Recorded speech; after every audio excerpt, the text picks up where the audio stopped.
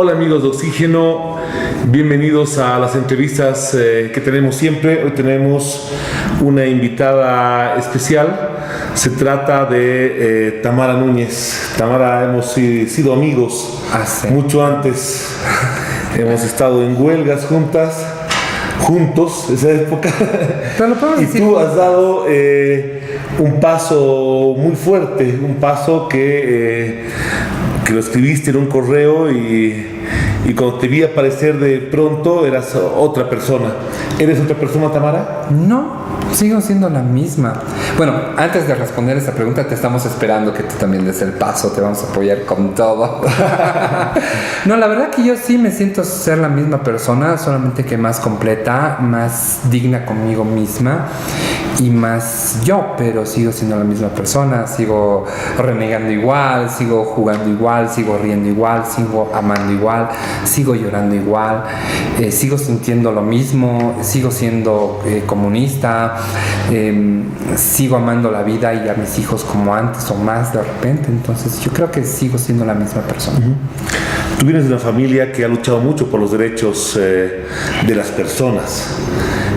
Un papá muy luchador, un abuelo muy luchador, una familia muy luchadora, y el derecho que hoy día tú estás ejerciendo fue un tema que no alcanzaste a charlar con ellos antes de que mueran. Bueno, con mi papá sí, con mi papá llegué, o sea, creo que en realidad la parte más dificultosa de mi salida del closet fue enfrentar a mi papá. Todo el mundo lo sabía excepto Carlos y nadie se atrevía a contarle a él que tenía un hijo que se iba a volver hija, porque nadie quería recibir los balazos ni la sacada de mugre que él podía dar. Yo recuerdo a Carlos como un hombre muy luchador, muy solidario, pero un hombre muy machista. Y muy de guerra, ¿no? Y muy comunista, y en ese comunismo antiguo, muy homofóbico, muy machista. Me acuerdo una vez que uno de sus ¿Cómo fue esa charla, Tamara? Uno de sus funcionarios llegó con una corbata rosada, a ver, ¿qué tiene? ¿Qué pasó con tu corbata? La toca y se la cortó. Yo no voy a aceptar mariconadas en mi oficina. Y yo discutía con él muchísimas veces en la mesa con el tema. Ha sido una cosa muy difícil. Me costó mucho saber cómo le iba a contar, y bueno, la verdad que mi abuelo Antonio tenía la solución para eso, porque cada vez que él le había enseñado que cada vez que no podías comunicar algo lo escribieras, y a partir del texto, de la palabra escrita en un papel, podías decir muchas cosas que de repente no te animabas a decirlas. Entonces yo le hice una carta que creo que tenía como 8 páginas más o menos, y ahí le conté, ¿no? Y hice que la entregara una de sus mejores amigas para que yo no esté ahí y no se alterara. Desaparecí 2 días y me fui a vivir por 2 días a un motel, ni siquiera un hotel, porque como él trabajaba en el Ministerio de Gobierno y podía conseguir los contactos y la lista de todas las personas que están alojadas en un hotel, hostal o lo que sea, queda registrado y él podía tener acceso y saber dónde yo estaba. Entonces fui a un hotel. Muy mal. Casi me mata, creo. O sea, llegó un minuto que a las 24 horas o a las 48 horas que yo le había presentado la carta, nos reunimos en mi casa y en una mesa tuve que contratar a un moderador, a un experto en resolución de conflictos para que moderara conflictos familiares, que está bien de moda, ¿no? Experto en conflictos familiares. Sí, experto en conflictos familiares, y él más o menos pudo frenar, más bien casi él da la banderita blanca y se va, ¿no? Y llegó un minuto que tuve que sacarlo de mi casa y decirle que se retire de mi casa porque no iba a permitir que me ofenda, porque ya llegó un minuto que me estaba ofendiendo y yo también lo estaba ofendiendo. Era la persona que yo más quería, y al final no hablamos prácticamente por 3 meses. Al final tuve que irme a Estados Unidos porque esa presión me estaba matando, y yo me había quedado totalmente sola en ese momento. Entonces lo único que yo tenía para poderme aferrar un poquito a la vida y poder seguir adelante y sobresalir a todo ese proceso era reencontrarme con mi hijo Inti y con mi esposa que se fueron a vivir a Estados Unidos después que nos separamos por esta salida del closet. Y ahí estuve viviendo casi 8 meses viviendo en Estados Unidos, donde pude reencontrarme conmigo y cartearme mucho con mi padre, y entre carta iba y carta venía, y entre que yo reclamaba y él me reclamaba, entre que él perdonaba y yo perdonaba, llegó un momento que sentí que podía retornar a Bolivia y enfrentarme a mi papá por segunda vez. Más bien que no fue enfrentamiento, fue encuentro, y eso creo que fue muy bueno. Y a los 3-4 meses que yo había vuelto, volvimos a tener la misma amistad de antes. Él me agarraba del brazo, me ayudaba a cruzar la calle, me abría la puerta. O sea, tuvo un cambio total y volvimos a hablar como hablábamos antes, como los mejores amigos, en este caso padre e hija en este momento. Ya no me insultaba diciéndome Toña, ya me decía Tamara. El día que él murió, a la enfermera, a la doctora de turno le dijo: espere un ratito, por favor, quiero despedirme de mis hijas. Nunca dijo de mi hijo o de mis hijos, no, habló en femenino sobre mi hermana y sobre mí. Entonces, Tamara, tuve la suerte de terminar. Carlos ya murió hace 3 años por lo menos. Sí, son 3 años. 3 años. Esos 3 años ha cambiado mucho. Ha cambiado muchas cosas, han habido pasos importantes en la sociedad y pasos que todavía se están discutiendo. Tú, de alguna manera, te has vuelto una vocera de todos estos temas, muy metida en políticas públicas, muy metida en niveles de influencia donde se hacen las leyes, y has avanzado mucho. La ley de identidad de género es un tema muy complicado, porque en todos los países ha sido lo último que ha salido, en Bolivia ha sido lo primero. ¿Cómo ha salido esto tan rápido? En primer lugar, yo no soy actora ni artífice de la ley de identidad de género, soy la gestora final, sí. Colaboré los últimos 2 años, me fui metiendo, y los últimos 6 meses, por justamente esta cercanía con gente funcionaria. Con actores clave. Con ellos yo pude hacer una gestión que nadie más pudo hacerlo en un momento. ¿Por qué se hizo primero la ley de identidad de género en Bolivia y no fue lo último? Porque justamente hoy día las causales de discusión van porque justamente no fue lo último. Normalmente todos los países es primero matrimonio igualitario, crímenes de odio, derechos laborales, y por último entra el tema de identidad de género, porque la Constitución Política del Estado de Bolivia en el artículo 63 no permite el matrimonio entre 2 personas del mismo sexo. Tampoco lo prohíbe. Bueno, ese es el tema de hoy día. Exactamente. Es el tema de hoy día. Hoy día el sistema de registro civil ha aceptado ya registrar un matrimonio entre un hombre y una persona que antes fue hombre, ¿no? No, justamente esta es la mala interpretación que le está dando todos los medios de comunicación el día de hoy, y va a ser la 5ª vez que voy a tener que hablar un poquito más de ese tema. Pero bueno, antes de irnos al tema más importante del día, no quedó otra que la agenda LGBTI de Bolivia vaya primero por la ley de identidad de género, ya que el matrimonio igualitario no está permitido por constitución. Y esto significó que la lucha iba a ser más dura y más fuerte, y el día de hoy tiene muchos problemas en la ley de identidad de género. O sea, ejemplo, yo he tenido que abandonar un derecho para adquirir otro. Y esto no debería pasar, sobre todo en Bolivia, porque yo he tenido que divorciarme de mi esposa para poder adquirir mi identidad. Y el día de hoy, por decirte, ya no vivo con mi esposa, vivo con mi novia también tiene hijos, esos hijos están resguardados jurídicamente y seguros social de corto y largo plazo por su papá. Yo hago lo mismo con mis hijos y conmigo, porque seguro me lo cubra en la oficina, pero mi novia no tiene una seguridad social, ¿lo ve? Ella está desprotegida totalmente.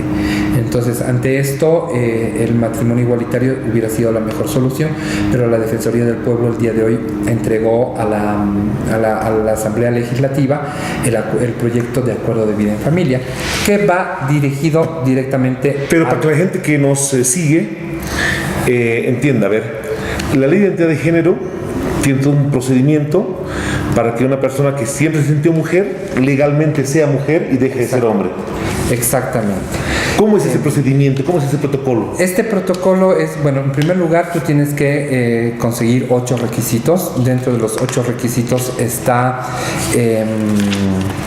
déjame llegar hasta requisitos, aquí está, es llenar la solicitud, la carta solicitud en el CERESI, donde una vez que tú llenas te comprueban tu identidad con el padrón biométrico para que no haya ningún desfase ni ninguna posibilidad de que la persona que está ahí no es la misma que está pidiendo el cambio de identidad. Después hay que tener un examen técnico psicológico, el cual acredite que la persona conoce y asume voluntariamente las implicaciones de su decisión. No es un examen patológico. ¿Es necesario ser mayor de edad? Definitivamente, si tú no eres mayor de edad, no lo puedes hacer, porque como hay los derechos de niño, niña, adolescente, los niños, niñas, adolescentes son sujetos de derechos, pero son tutelados. Ahí me dices, hay un examen psicológico, un examen biológico, un examen ginecológico. No, porque no es patologizante. Ya. Y como esto es para personas transexuales y transgéneros, no necesitas un informe médico ni biológico. O sea, tú puedes estar con todas tus partes y querer ser mujer igual. A ver, es que esa es la diferencia entre transexual y transgénero. Transexual es la persona que trasciende de un sexo al otro, haciendo el cambio de sexo, haciendo la operación famosa. La operación de reasignación sexual, el tratamiento de reemplazo hormonal, como es mi caso. Yo el día de hoy no tengo ningún genital masculino, no tengo nada más que mi voz y la espalda y los brazos que me quedó de todo lo que ha sido la testosterona en mi cuerpo. Las personas transgénero son las que transitan de un género a otro, pero están contentas y felices con su sexo de nacimiento. Por lo tanto, pueden modificar un poco su cuerpo, pero no tocan sus genitales porque tienen una conformidad. La disconformidad es con la binariedad impuesta por la sociedad sobre los roles. Porque hay que acordarse que el género es lo femenino, lo masculino, lo rosadito, lo azulito, el autito, la muñequita. Son roles impuestos por la sociedad históricamente. No, o sea, históricamente se ha ido formando que tiene que ser un hombre, históricamente se ha ido formando que tiene que ser una mujer. Y la ley en Bolivia reconoce a las personas el derecho a que sus documentos de identidad digan lo que ellas están sintiendo que son. Sí. Entonces, en lo que estamos viendo hoy día, se está casando un hombre con una mujer. Exactamente. Perfecto. No, por lo tanto, no está rompiendo el artículo 63, ni el tribunal ha dicho que el tribunal electoral, además que no es el ente correspondiente para manejar estos temas, no está dando autorización para que se casen dos hombres o para que se casen dos mujeres. La persona transgénero, y aquí lo dice muy bien el artículo 11 de la Ley de Identidad de Género, en su parágrafo segundo, dice lo siguiente: el cambio de nombre propio, dato de sexo e imagen permitirá a la persona ejercer todos los derechos, no medios derechos, no cuartos derechos. Ejerces una ciudadanía plena o no ejerces la ciudadanía plena, pero no puedes tener medios derechos. Todos los derechos fundamentales, políticos, laborales, civiles, económicos, sociales, así como también la obligación inherente a la identidad de género asumida. Perfecto. ¿Qué significa? Ya, yo, Tamara, el día de hoy puedo salir a la calle como cualquier mujer, porque una mujer tiene el derecho al libre tránsito. Yo, Tamara, puedo ejercer mis derechos socioeconómicos, como hacer un contrato o una compra o una venta o poner un negocio. Antes del 56 ninguna mujer podía hacer eso porque eran consideradas menores de edad, ¿no? Entonces yo ejerzo el mismo derecho que cualquier mujer. Si una mujer tiene el derecho de un día hábil para hacerse una mamografía y no perder la remuneración económica de su sueldo de ese día, el goce de haber de ese día, yo también tengo ese derecho, porque aparte tengo 42% más probabilidad de tener cáncer que una mujer biológica, porque mis pechos crecieron a partir de hormonas inyectadas en un tiempo muy corto. ¿No ve? Si una mujer tiene el derecho de hacerse el Papa Nicolau, yo también tengo ese derecho. Si una mujer tiene el derecho del Día de la Madre o el Día de la Mujer, yo también tengo ese derecho. Si una mujer se puede casar, yo también tengo ese derecho. Porque si tú lees mi carnet de identidad, dice Tamara Núñez del Prado, sexo femenino. Y yo podría casarme contigo si tú fueras soltero. Y no estoy rompiendo el artículo 63 de la Constitución Política del Estado. Así como también dentro de esas obligaciones podemos hablar de los hombres trans. Los hombres trans, si son menores, si son de 18 y menores de 24 años, tendrían la obligación de hacer el servicio militar obligatorio. Ya. Ahora, porque adquieres todos los derechos y obligaciones inherentes a la nueva identidad. yo tengo una pregunta. familia. ¿Cómo se salvan los derechos de terceros, por ejemplo? ¿Cómo cuáles? Ejemplo, y tú lo has dicho claro, el paso de la testosterona se nota, pero hay gente que quizá no lo nota, o hay alguna trans que no tiene notoriamente algo y empieza a enamorar con un hombre. ¿Este hombre no tiene el derecho a saber todo? Bueno, no tiene, o sea, ninguna institución pública o privada o persona particular tercera no puede denigrar, o sea, no puede exponer tu identidad, porque tú tienes un derecho a la intimidad y a la privacidad, y está escrito en la ley de identidad de género. Eso lo entiendo plenamente y siempre lo he respaldado. Pero yo... Estoy hablando del derecho de un tercero. Por eso. Pero una persona que se está casando sin saber que con quien se casa, antes no era igual. Entre tú y yo, digamos, nos tenemos que casar. Creo que ya va parte de la relación interpersonal de creer en la persona en la cual tú te estás casando. ¿Y si no se ha dado eso? Pero es que tú sabes todos los secretos de tu esposa. Jamás. Ah, exacto. Y eso no te está quitando ningún derecho a ti. Pero en temas reproductivos, por ejemplo, ¿sabe todo lo que haces tu esposa? ¿O todos tus secretos? No lo sabe. Entonces, cada quien tiene el derecho a la privacidad, que es un derecho inherente y personalísimo, el cual está garantizado no solamente por la Constitución Política del Estado, sino por toda la legislación internacional, comenzando desde la Declaración de Derechos Humanos. Entonces, mi derecho a mi vida pasada, a mi privacidad y a todo eso, es un derecho que yo te lo puedo ceder siempre y cuando hay una relación de confianza. Y se supone que te vas a casar con alguien es porque tienes una relación de confianza. No, de hecho yo creo que tiene que darse cuenta. Pero No, te pongo el caso hipotético de que no se dé cuenta. Es que, por decirte, si eres hombre trans, tú no te vas a dar cuenta que antes fue mujer. Jamás. Más aún si se ha hecho la operación de reasignación sexual. Yo te muestro, lamentablemente mi celular está sin batería, pero yo te muestro fotos de hombres trans donde no vas a encontrar diferencia con un hombre biológico. Y te muestro fotos de mujeres trans que han hecho su transición antes o durante la pubertad para que no crezcan y no hayan estas características físicas espantosas para mí misma, que no vas a saber. Inclusive hay 4 operaciones sobre el mismo tema de derechos. Hay 4 operaciones que se han realizado, 8 operaciones a nivel mundial, 4 a mujeres trans y 4 a mujeres biológicas que no tenían útero, mujeres biológicas que nacieron sin útero, nacieron con vagina pero sin útero, y 4 mujeres trans que no tenían útero. El día de hoy esas 4 mujeres trans y esas 4 mujeres biológicas tienen un útero suyo. Una segunda pregunta te pongo. Son experimentales. ¿Qué pasa si una persona trans comete un delito? ¿Va a la cárcel de mujeres o a la cárcel de hombres? A la cárcel, si es mujer trans, a la cárcel de mujeres. Si es hombre trans, a la cárcel del hombre. ¿Por qué? Porque tú adquieres todos los derechos inherentes y obligaciones inherentes. Una mujer legalmente constituida tiene que ir a la cárcel de mujeres.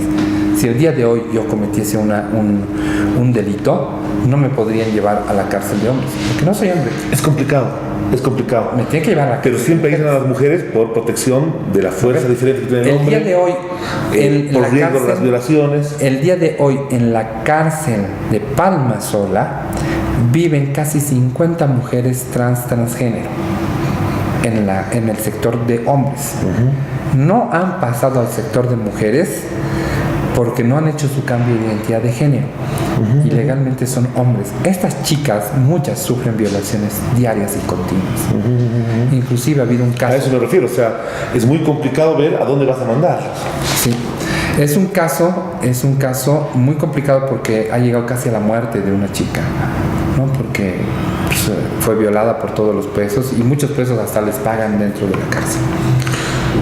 Bueno, nos vamos a un corte, el tema está muy interesante, volvemos al tiro con más entrevista Oxígeno.